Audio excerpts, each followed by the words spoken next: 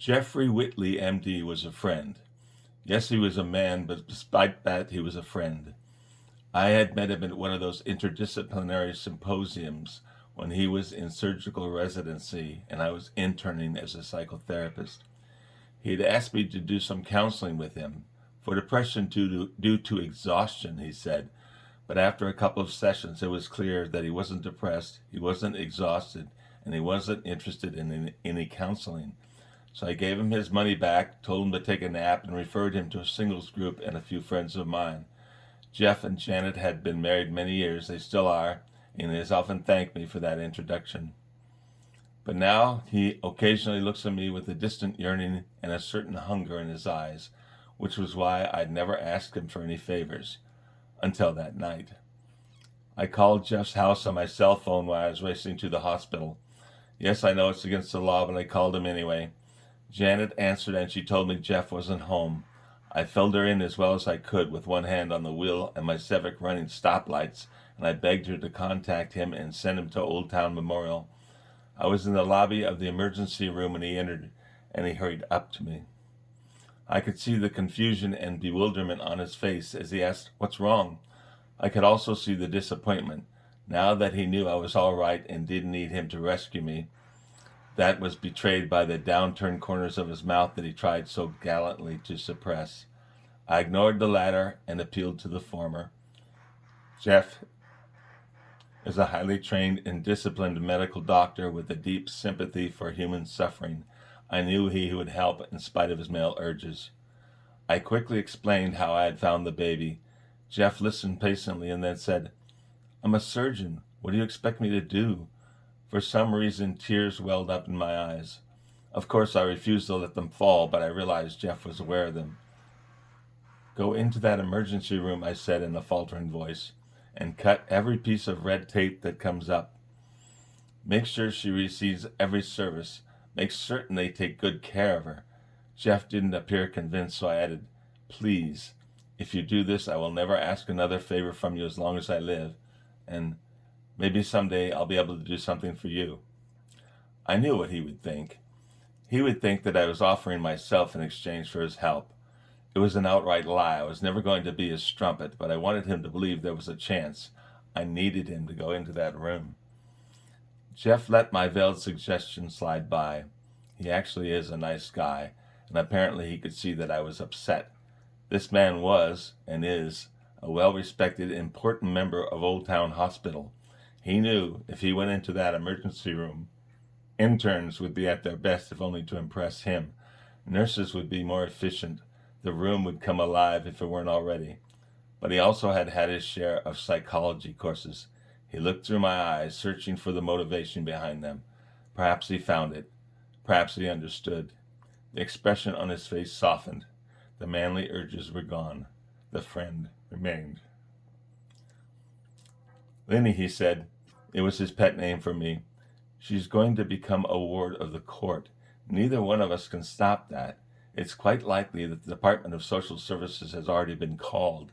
The staff at this hospital is strict about such things. You can expect a social worker to show up any second, and the social worker will make the decisions about the baby." He said all of that as if he were saying, "You do realize this, don't you?" I answered his unspoken question more with a tone of resignation than with my words. "I know," I assured him. He held my gaze with sympathy. Then, when my need overcame his resistance, he said, "You go find a place to sit. I'll look into it." I thanked him profusely and watched as my friend went off crusading for me. After what felt like an hour, I had to know how the baby was doing. I stepped up to the window to ask for information. The attendant behind the glass in the emergency room asked if I were a relative. When I said no, she refused to tell me anything. That's confidentiality at work. And while I understood it quite well, I had to find out about the baby's condition. Fortunately for me, the nurse who had taken the baby from me when I had rushed through the door came by and informed me that the baby was in intensive care in the neonatal unit. She asked if I knew where it was. I didn't. She told me. I flew like a bat out of hell. When I arrived, I saw Jeff behind the window of one of those intensive care rooms. He was in mask and gloves, but I recognized him by his height and his bearing. I didn't know whether or not he was actually participating in the baby's care. Jeff is not a pediatrician. He's a heart surgeon. Nevertheless, I was thankful he was in that room. At least I knew something would get done, because not only was he a friend, he cared about people, especially little people. Wondering if the baby's condition was serious, I waited breathlessly outside for the glass for Jeff to notice me. Mercifully, I didn't have to wait long. Jeff had been standing behind some other medical personnel with his hands on his hips, watching over their shoulders. He didn't appear to be working, just officiating. But as intent as he was, Jeff Whitley had always had some sort of extrasensory perception when it came to me. He often told me he always knew when I was around. His head swiveled on his neck, and he looked at me over his shoulder. Then, since it was obvious what I wanted to know, he circled his fingers into an OK sign and sort of pushed it at me, twice, as if to say, "She needs help, but we're taking care of it." I gave him my brave little smile, and he bobbed his head to acknowledge my bravery. That's the kind of understanding that exists between us. Is that your baby in there?" The sharp voice startled me, and I turned toward it like a girl who just got caught passing a note in class. I found a nurse standing behind me, a bulldog type, looking down at me with one of those "no matter how you squirm, you will not escape me" looks on her face. I knew that if I answered no, I would have been escorted out of the unit. But I had been indoctrinated in parochial schools, and even after all my years of recovery, and no matter how important it was, I still couldn't lie. Damn those nuns. "I'm the one who brought her in," I said evasively. "I was wondering how she's doing." Will you be responsible for her fees?" the bulldog asked. Another thing I hadn't thought of. All this emergency care was certain to cost thousands of dollars. This was the kind of thing my affluent wives often bitched and moaned about. Everybody always wanted their money. Although I had heard about the high cost of raising children, I had never before actually been subjected to it. So I thought, choose, Lynn Hamilton, licensed marriage and family therapist. Will you be responsible for this life, or will you not? And then I answered, yes, I will be responsible. I said it, but I didn't know how I would do it. I didn't have dime one in savings, and my medical insurance would not cover an unrelated foundling. The bulldog appeared aware of my misgivings. "And do you have medical insurance for this child?" she asked, as more of an accusation than a question. "No, I don't," I answered, as if she didn't know that. "And how will we be paying for our visit today?" I wanted to slap her fat face silly and knock her stout body off the viewing deck of the Bonaventure Hotel, but I had the feeling I wouldn't have been able to budge her. She would have remained standing just as she was, with her fat legs planted into the superstructure and the clipboard poised at the ready to have me ejected from the premises if I didn't cough up every last penny of life's blood available to me.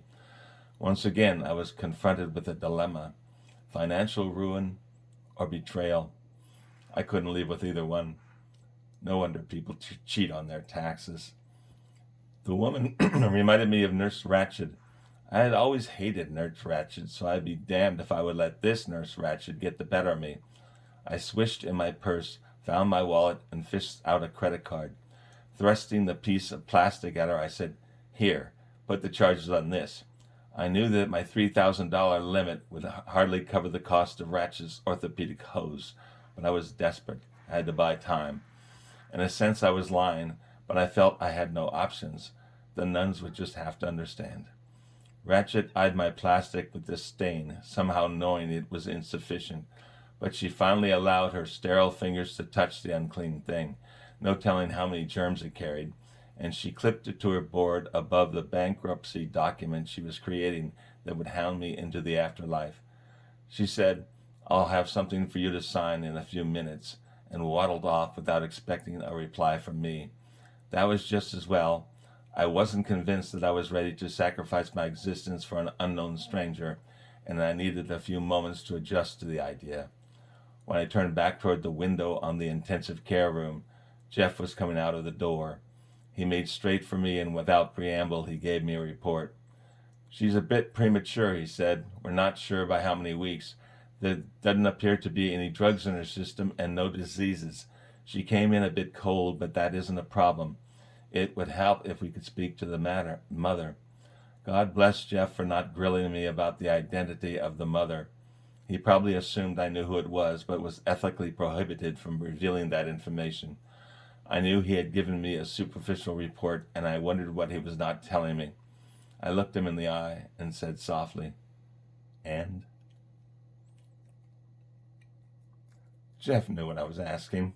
According to what you reported in the preliminary exam, the little one in there may have suffered some oxygen deprivation to the brain. It's really too early to measure the effects. Jeff still wasn't telling me all of it, but he was enough of a friend and a humanitarian not to worry me needlessly. He said, "Let's just give it some time, okay?" I could tell by the tone of his voice that he suspected something more, and that whatever he suspected wasn't good. I could also detect his concern about me. I bit my lips. Jeff stood quietly waiting, I am certain, for my display of feminine vulnerability and/or for my verbal or non-verbal plea for emotional support. Crying was not something I allowed myself to do, and I certainly would never do it in front of a man. For some reason I had yet to fathom, men enjoy helplessness in a woman. I was determined not to give Jeff such satisfaction. He knew that he could have me removed from the hospital. He held the power to do that. Heck, any attendant on the floor could have had me thrown out.